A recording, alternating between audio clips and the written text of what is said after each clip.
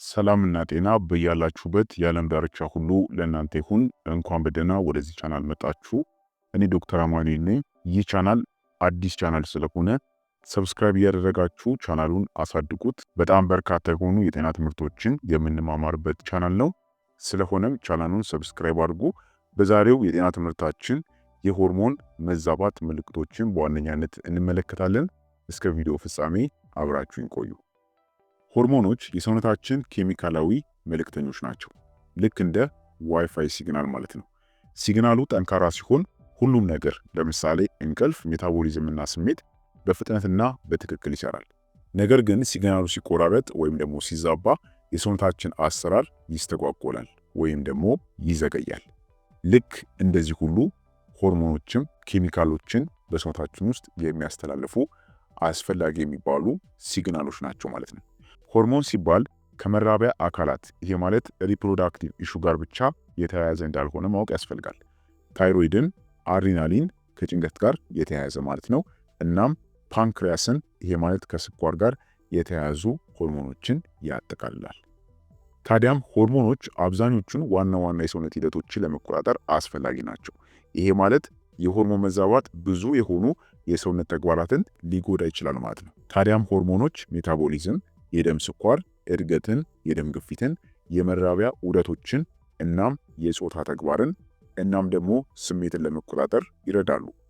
በኢንሱሊን፣ በስቴሮይድ፣ በእድገት ሆርሞኖችና በአድሬናሊን ላይ የሚከሰት መዛባት ወንዶችንና ሴቶችን በእኩል መጠን ሊጎዳ ይችላል። ሴቶች ደግሞ በኤስትሮጅንና በፕሮጀስትሮን መጠኖች ላይ መዛባት ሊያጋጥማቸው ይችላል። ወንዶች ደግሞ በቴስቴስትሮን መጠን ላይ መዛባት ሊያጋጥማቸው ይችላል ማለት ነው። ስለሆነም የሆርሞን መዛባት ምልክቶች በተጎዳው እጢ ላይና እንዲሁም በጾታ ላይ ይመሰረታሉ ማለት ነው። ልዩነታቸውም በዚህ ይሆናል።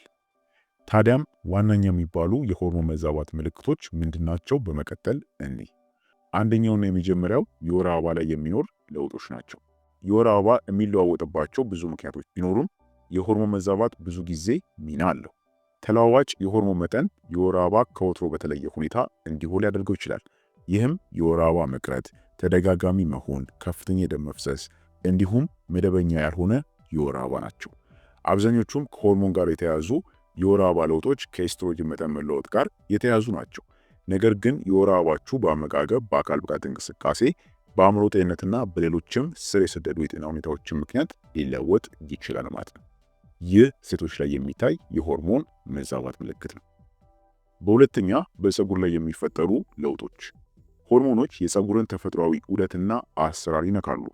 ሆርሞኖች ሚዛናቸውን ከሳቱ በፀጉር ላይ በቀላሉ ይስተዋላል። ለምሳሌ ሴቶች በእርግዝና ምክንያት ሆርሞኖቻቸው ሲለወጥ ፀጉራቸው ወፍራምና የተሟላ ሆኖ ይታያል። ይሄ ማለት ፀጉራቸው ያማረ ይሆናል ማለት ነው። የፀጉር መጥፋት ለምሳሌ ሄርሎስና ከመጠን ያለፈም የፀጉር እድገት ሁለቱም የሆርሞን መዛባት ምልክቶች ሊሆኑ ይችላሉ። ሴቶች ላይ ፀጉር በፊትና በአገጭ ላይ የሚያድግ ከሆነ ሰውነታቸው ብዙ የወንድ ሆርሞኖችን እያመረተ ሊሆን ይችላል። አንድሮጅን የምንለው የወንድን ሆርሞን ማለት ነው። ፀጉርም እየተመለጠ ከሆነ የታይሮይድ ችግር ሊኖርባችሁ ይችላል ማለት ነው። ሶስተኛ የቆዳ ላይ ችግሮች።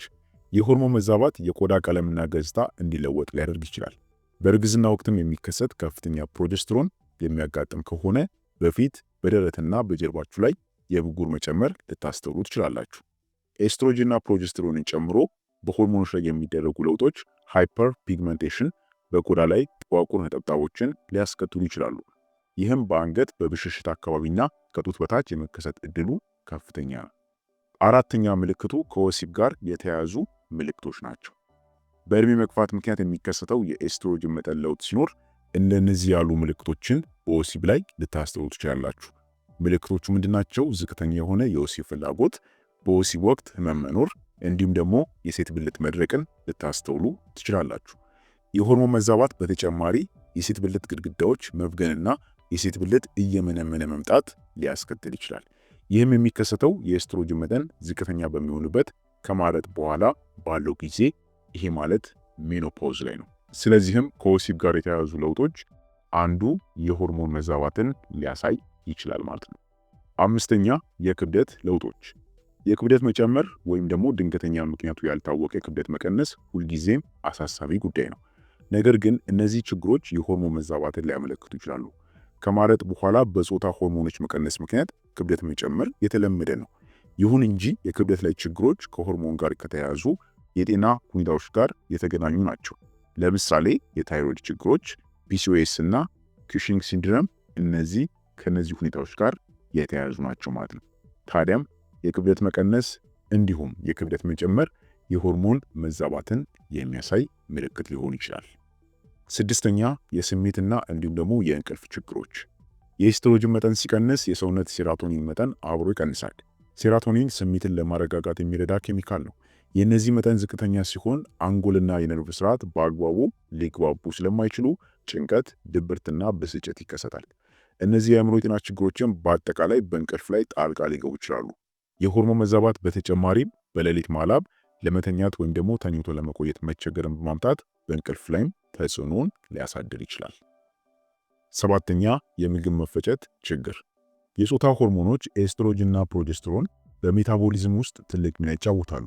እንዲሁም የሆድ ዕቃ እንዲስተካከል፣ ይሄ ማለት ጋስትሮ ኢንተስታይናል ትራክት የምንለው እንዲስተካከል ይረዳሉ። እነዚህም ሆርሞኖች ሚዛናቸውን ሲሰጡ የአንጀት ተግባር ይጎዳል። ይህም እንደ ሆድ ድርቀት ወይም ደግሞ ተቅማጥ ያሉ የምግብ መፈጨት ችግሮችን ያስከትላል።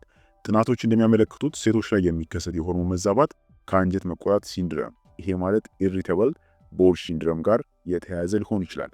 የሆድ ዕቃ ችግሮችም በአብዛኛው ከወር አበባ ጋር ተያይዘው በሚመጡ የሆርሞን ለውጦች ምክንያትም ይከሰታሉ።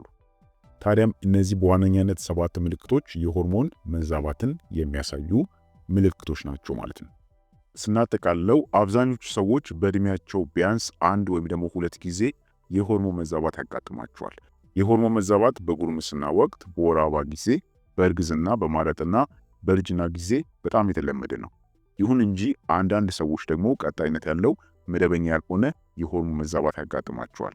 የኢንዶክራይን ስርዓትን ወይንም እጢዎችን የሚነኩ ወይም ደግሞ የሚያካትቱ የጤና እክሎች ወደ ሆርሞን መዛባት ሊያመሩ ይችላሉ። ይሁን እንጂ እንደ ውጥረት ወይም ደግሞ የሆርሞን መድኃኒቶች ያሉ ውጫዊ ሁኔታዎችም ምክንያት ሊሆኑ ይችላሉ።